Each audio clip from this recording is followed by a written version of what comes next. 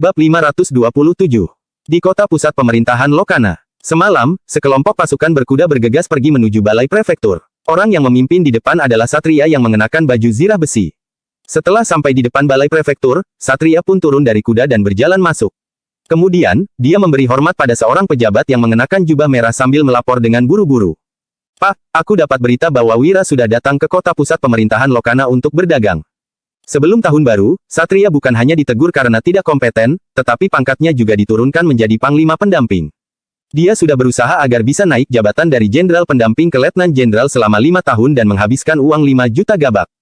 Sebelumnya, pemberontakan terjadi di mana-mana dan letnan jenderal yang tidak mampu mengalahkan para pemberontak juga banyak.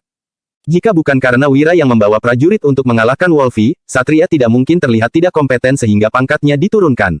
Dalam beberapa hari terakhir, Satria berusaha menahan kekesalannya dan mencari kesempatan untuk balas dendam. Bukan hanya dia, Dirja, prefektur wilayah ini juga sudah diturunkan pangkatnya dari pejabat tingkat 4 atas menjadi pejabat tingkat 4 bawah. Dirja berkata sambil tersenyum, aku juga sudah dapat beritanya. Apa rencanamu? Gampang saja, Satria berkata dengan ekspresi suram. Berhubung kelompoknya membawa senjata, kita hanya perlu mengutus orang untuk mencegat dan menggeledahnya, lalu diam-diam menaruh beberapa baju zirah dan busur panah ke dalam barang-barangnya. Dengan begitu, dia sudah bisa ditangkap secara sah. Setelah dikurung di penjara, ada banyak cara yang bisa kita lakukan untuk menggabisinya. Dirja mendengus. Kamu benar, tapi, berbuat begitu nggak akan menguntungkan kita. Tentu saja ada, Pak, dia sudah menyebabkan pangkat kita diturunkan. Asalkan bisa menghabisinya, kita sudah termasuk membalaskan dendam kita. Dirja mencibir. Jadi, apa gunanya balas dendam? Setelah menyadari ada maksud yang tersirat dalam kata-kata Dirja, Satria pun berkata dengan hormat. Silakan Bapak beri petunjuk. Aku tahu kamu membenci anak itu. Aku juga sangat membencinya, tapi, nggak ada gunanya kita balas dendam dengan cara membunuhnya. Kalau mau kembali ke posisi kita sebelumnya, kita harus bayar sejumlah uang kepada atasan dan mencari orang untuk membantu kita mengaturnya, ujar Dirja dengan cemberut. Satra sepertinya sudah tersadar dan bertanya. Jadi, maksud Bapak? Dirja menjawab sambil tersenyum. Dengar-dengar, anak itu sudah meraup puluhan miliar saat perang besar di Jagabu.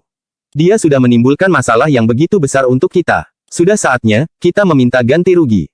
Mata Satria langsung berbinar, lalu dia berkata, aku akan segera mengaturnya. Caramu terlalu ekstrim. Kalau nggak diperlukan, jangan digunakan. Lagian, ada orang di istana yang membelanya. Dirja melambaikan tangannya, lalu melanjutkan. Aku sudah mengatur semuanya. Kalau dia patuh, situasinya nggak perlu sampai begitu parah. Satria menjawab sambil mengerutkan kening. Dengar-dengar, sifat anak itu sangat buruk dan dia juga tipe orang yang nggak patuh. Dirja berkata dengan ekspresi dingin. Kalau dia nggak patuh, kita akan pakai caramu untuk membuatnya patuh. Seorang pria parubaya turun dari kereta kuda. Dia memakai pakaian bagus, topi pejabat, dan ada giok putih yang tergantung di ikat pinggangnya. Dari parasnya, dia terlihat seperti orang yang sangat bijaksana dan cerdas. Pemilik penginapan membungkuk dan berkata dengan penuh sanjungan. Pantas saja pagi ini ada banyak burung yang berkicau, ternyata Pak Lasmanai. Mau datang, silakan masuk. Pria parubaya itu tidak menyahut dan mengeluarkan sebuah undangan, lalu berkata.